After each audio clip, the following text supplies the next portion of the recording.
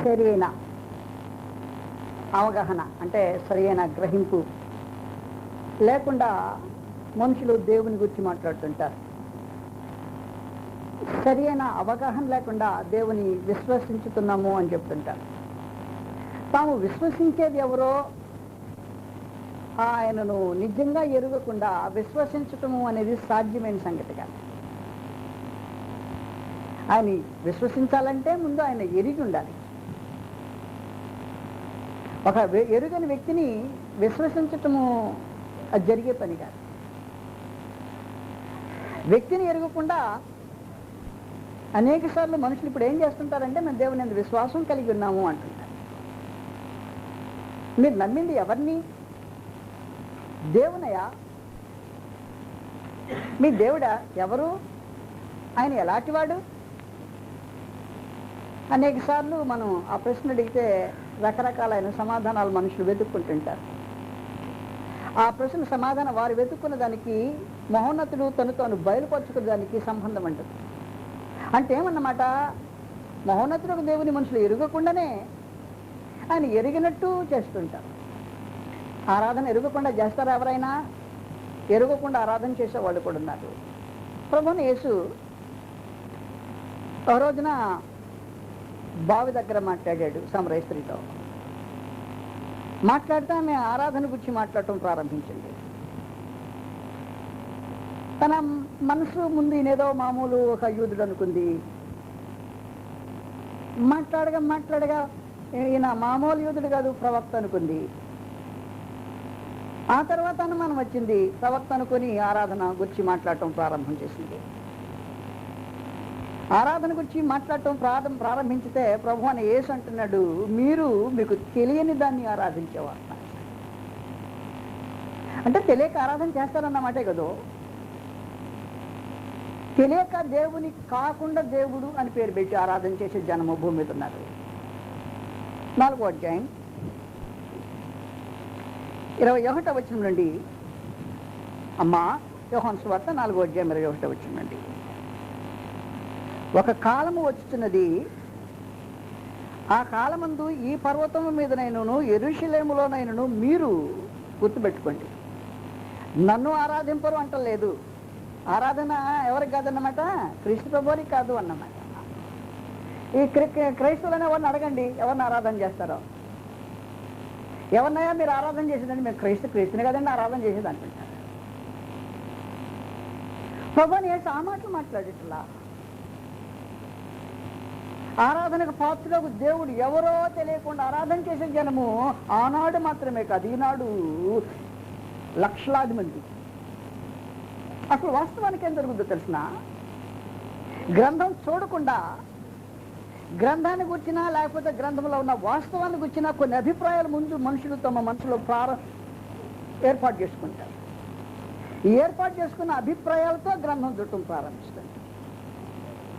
కనుక దానికి అనుకూలంగానే కనబడిన లేఖనాలను బయటికి ఎత్తి చూపిస్తుంది. ఇది ప్రభువుని యేసు మాట్లాడుతున్న సందర్భం. అందులో సమరయ స్త్రీతో ఆయన ఈ సంభాషణ కొనసాగిస్తూ ఉన్నాడు. మళ్ళీ చదువుతున్నాను. అమ్మా, ఒక కాలము వచ్చుతున్నది, ఆ కాలమందు ఈ పర్వతము మీదనైనను యెరూషలేములోనైనను మీరు తండ్రిని ఆరాధింపరు. నా మాట నమ్మము, మీకు తెలియని దాన్ని ఆరాధించేవారు. మీకు తెలియని దాన్ని ఆరాధించే జనం ఉన్నారు. ఆనాడు ఉన్నారు కనుక ఈనాడు ఉన్నారంటే నేను విచిత్రంగా ఆలోచించాల్సిన అవసరం లేదు. తెలియక ఆరాధన, దేవుని యందు విశ్వాసం ఉంచేము అని చెప్పేవారు చేస్తారు. తెలియక ఆరాధన, దేవుడు అంటే ఎవరో సరైన అవగాహన లేని ఇతరులు చేస్తుంటారు. అపోస్తల కార్యములో 17వ అధ్యాయము, పండితులు సహితము తెలియకుండానే ఆరాధన చేస్తూ ఉన్నారు.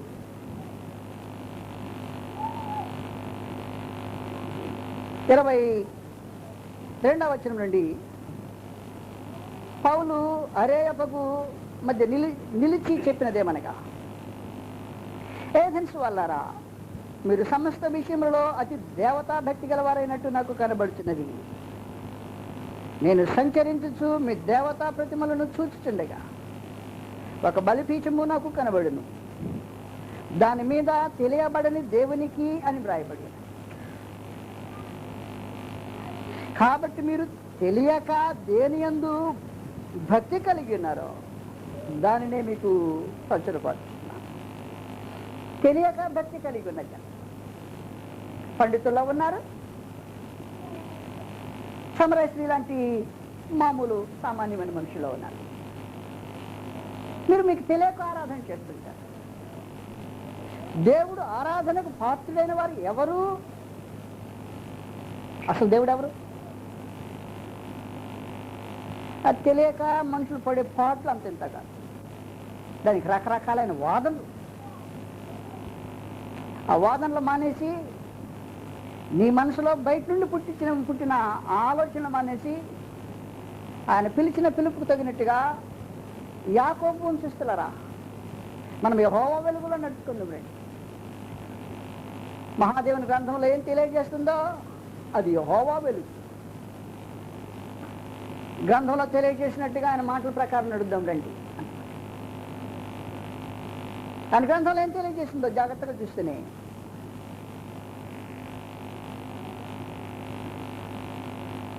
ప్రస్తుతము పౌలు గారు తెలియజేసిన సమాచారం చదువుతాను.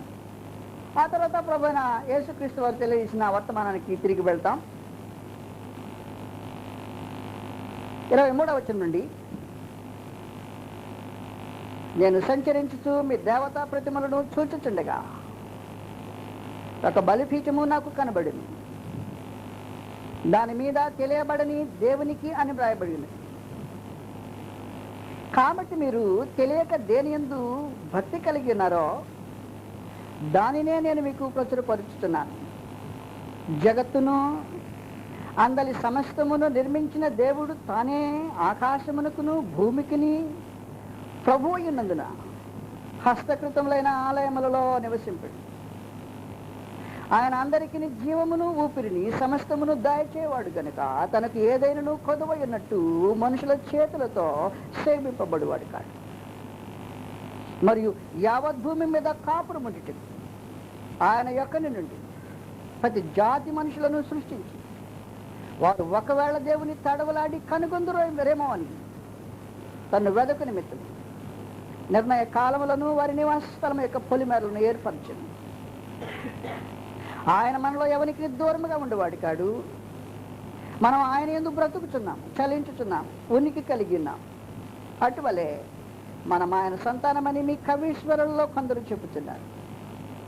కాబట్టి మనము దేవుని సంతానమయ్యుండి మనుషుల చమత్కార కల్పన వల్ల మలచబడిన బంగారమునైనను వెండినైనను రాతినైనను దేవత్వము పోలి ఉన్నదని తలంపుకోడు. ఆ జ్ఞానకాలములను దేవుడు చూచి చూడనట్టుగా ఉండేది. ఇప్పుడైతే అంతటను అందరూ మారు మనసు పొందవాలని మనుషులకు ఆజ్ఞాపించుతున్నాడు.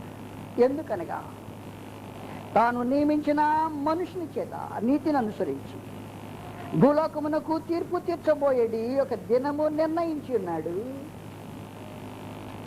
మృతులలో నుండి ఆయనను లేపినందున అది నేను నమ్ముటకు అందరికీ ఆధారము కలుగు చేసినాడు. దేవుడు మృతుల నుండి లేపిన దేవుని కుమారుడున్నాడే.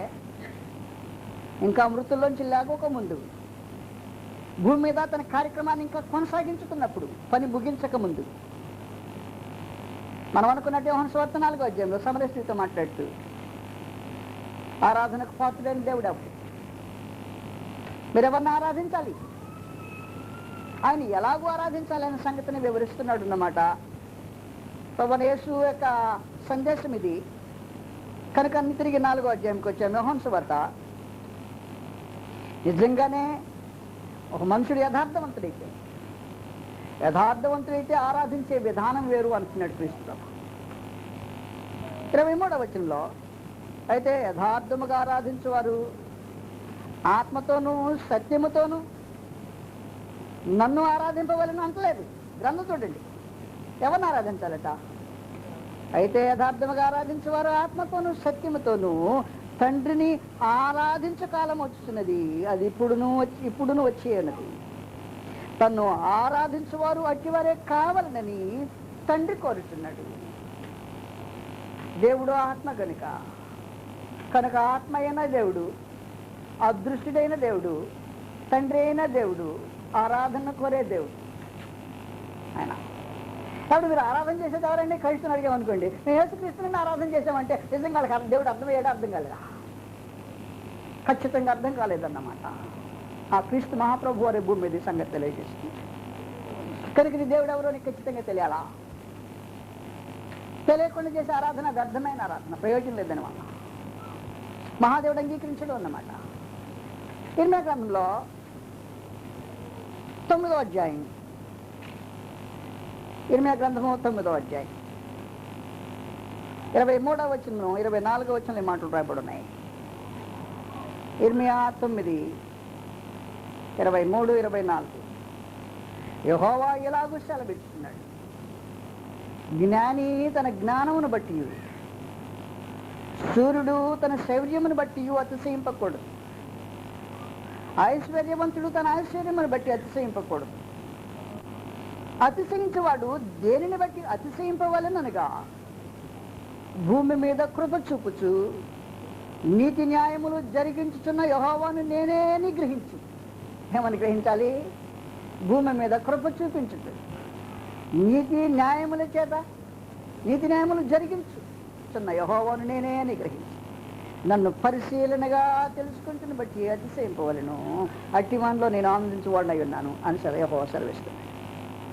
భూమి మీద కృప చూపించుతూ నీతి న్యాయము చేత పరిపాలించి యెహోవాను నేనే అని పరిశీలనగా తెలుసుకుంటేందు అతిశయించువాడు.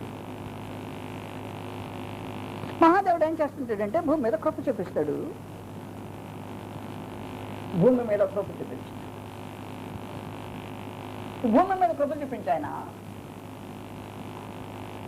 నీతి న్యాయం చేత పరిపాలిస్తాడు. నీతి న్యాయములు ఆయన పరిపాలనకు ఆధారంగా ఉంటాయి అన్నమాట. దేవుడు భూమి మీద కృప చూపించేవాడు. భూమి మీద కృప చూపించే దేవుడు ఏం చేస్తాడో కొన్ని సంగతులు మీరు తెలుసుకోవాల్సిన అవసరం ఉంది. మత్తయి సువార్తలో 5వ అధ్యాయం, భూమి మీద కృప చూపించుతున్న దేవుడు నీతిమంతులు అనీతిమంతులని భేదం చూపించకుండా తన శత్రువులను ప్రేమించే దేవుడు.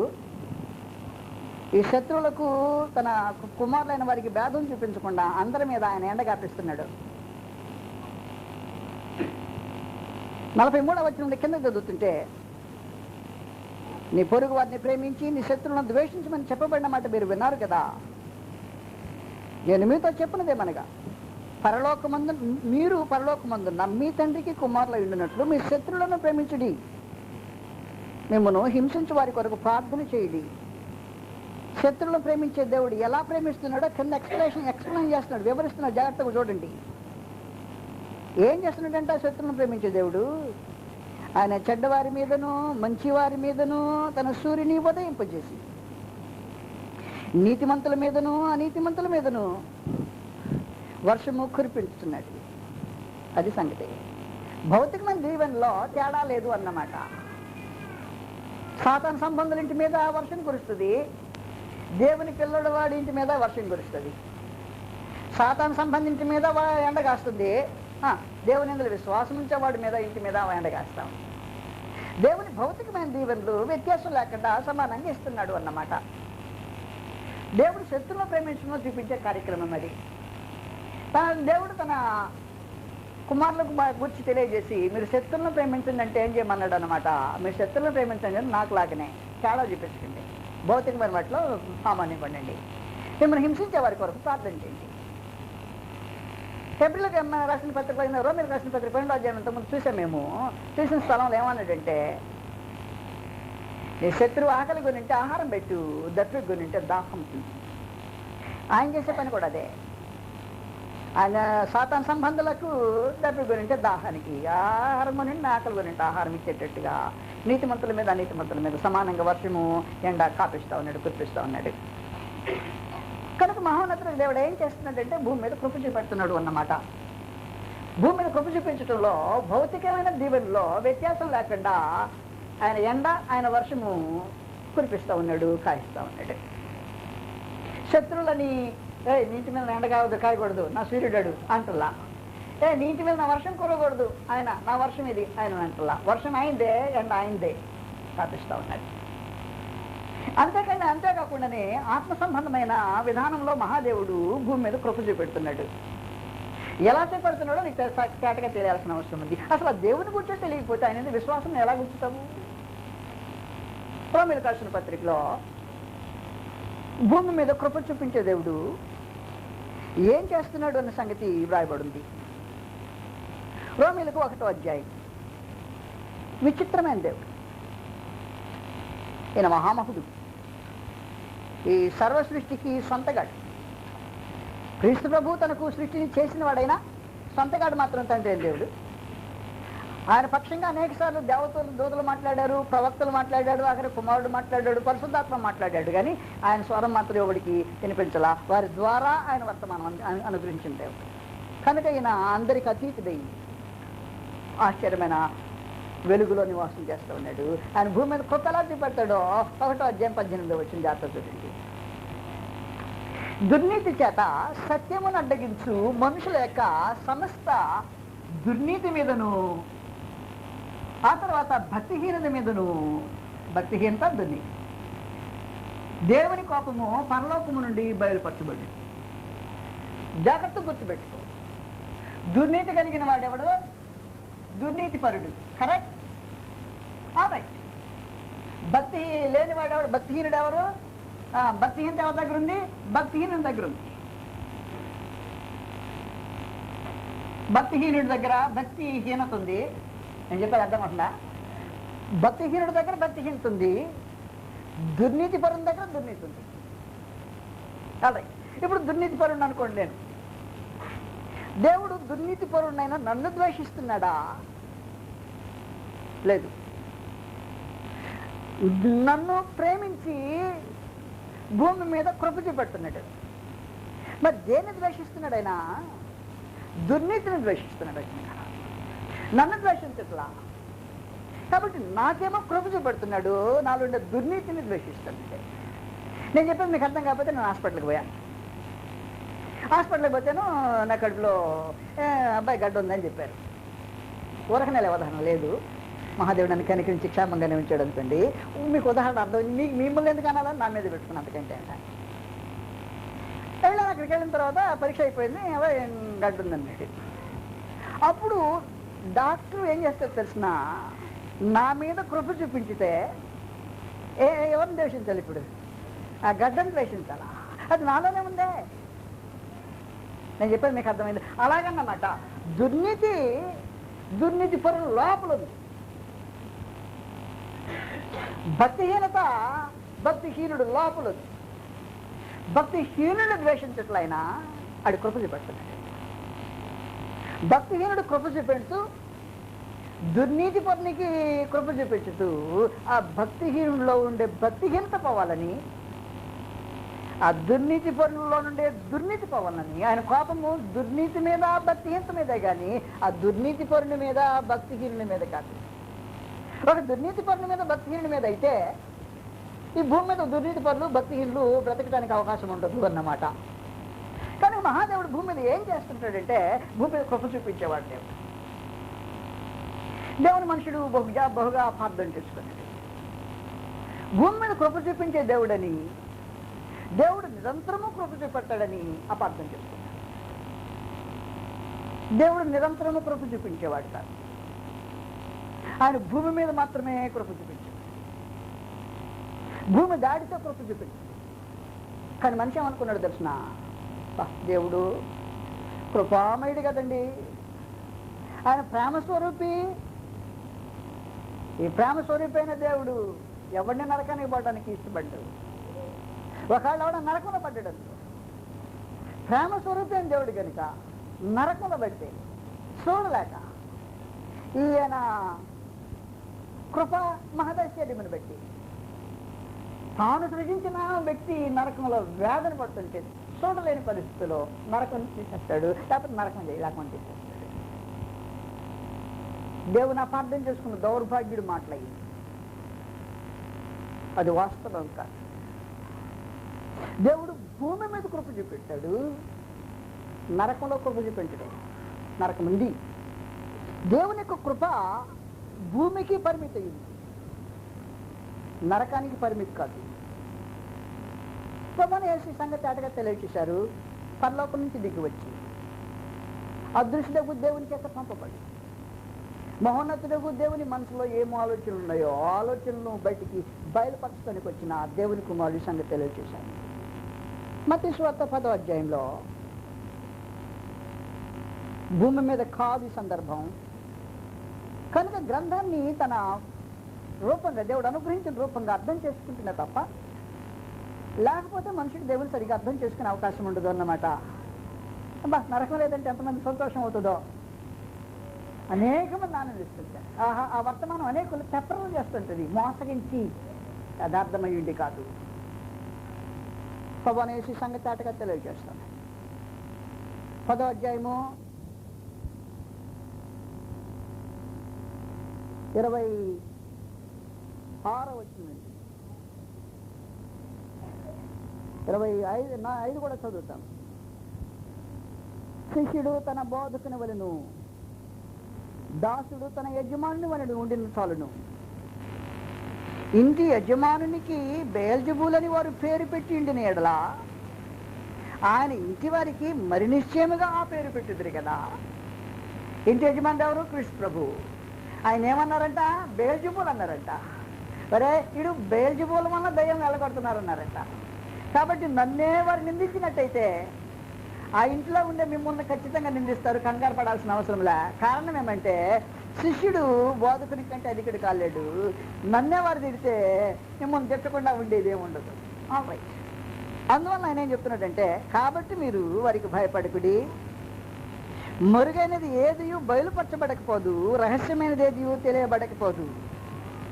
చీకటిలో నేను మీతో చెప్పున్నది మీరు వెలుగులో చెప్పుడి, చెవిలో మీకు చెప్పబడినది మేడల మీద ఎక్కి మేడల మీద ప్రకటించండి.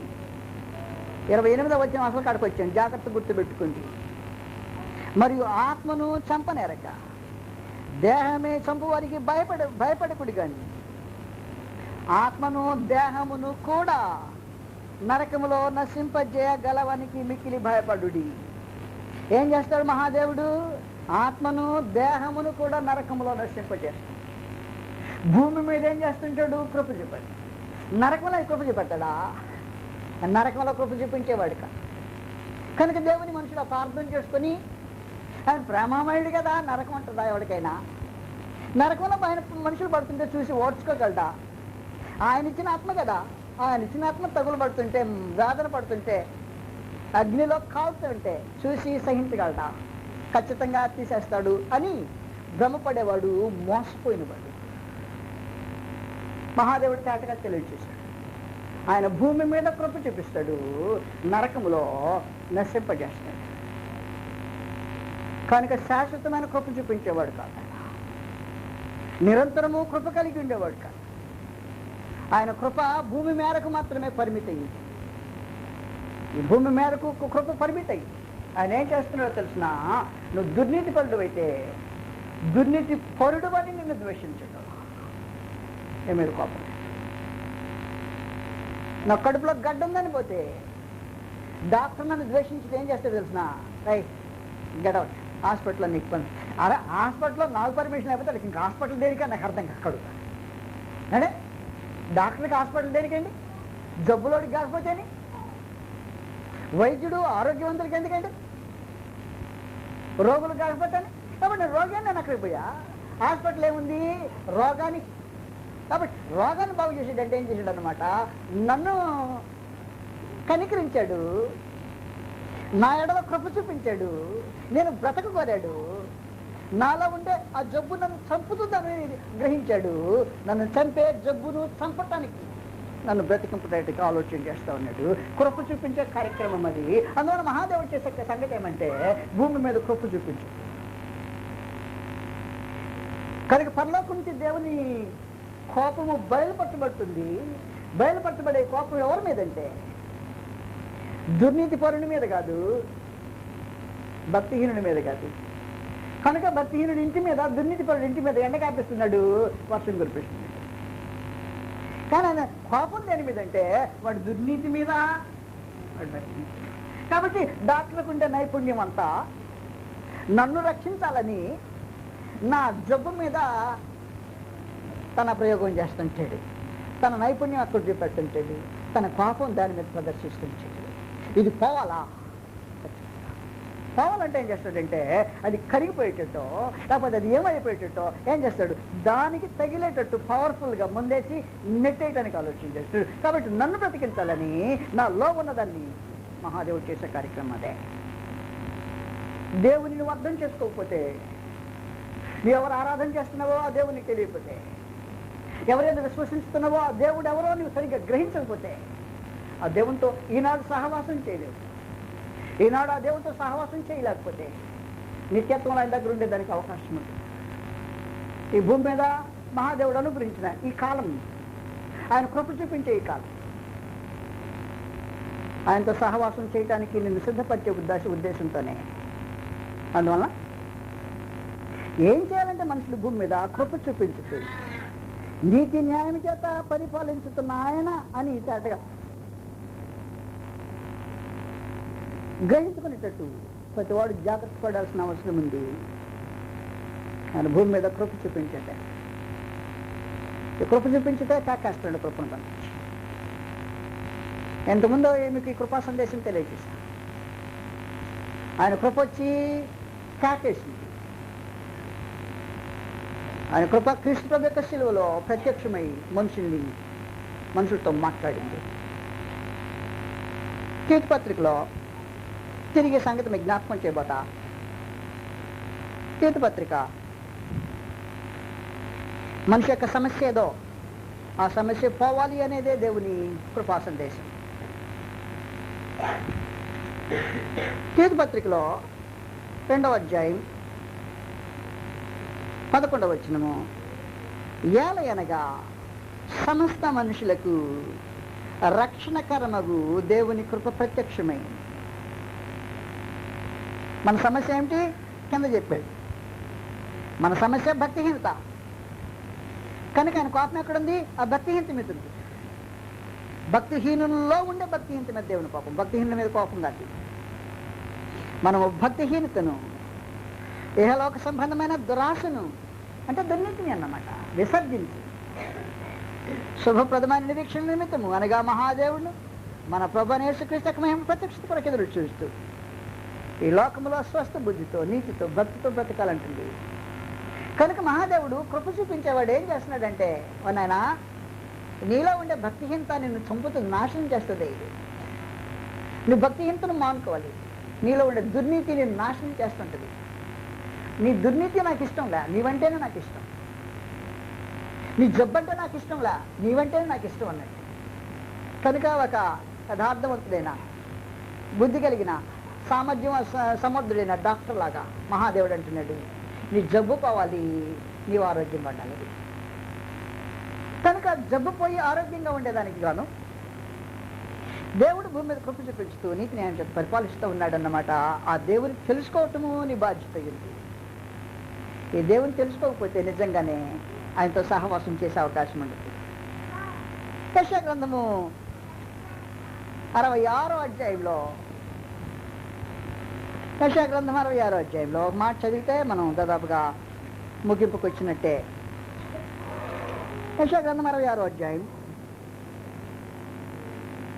మహాదేవుడు ఎలాంటి ఆయన ఎంతవరకు మనుషుల కొరకు కృప చూపించుతూ తగ్గించుకుంటాడో తెలియజేస్తున్నాడు. ఎలాంటి స్వభావం కలిగిన వారిని ఆయన ఎదురు చూస్తున్నాడు. ఆయన సందేశము వినిపిస్తూ ఉన్నాడు. యెహోవా ఇలాగూ ఆజ్ఞ ఇస్తున్నాడు, ఆకాశం నా సింహాసనము,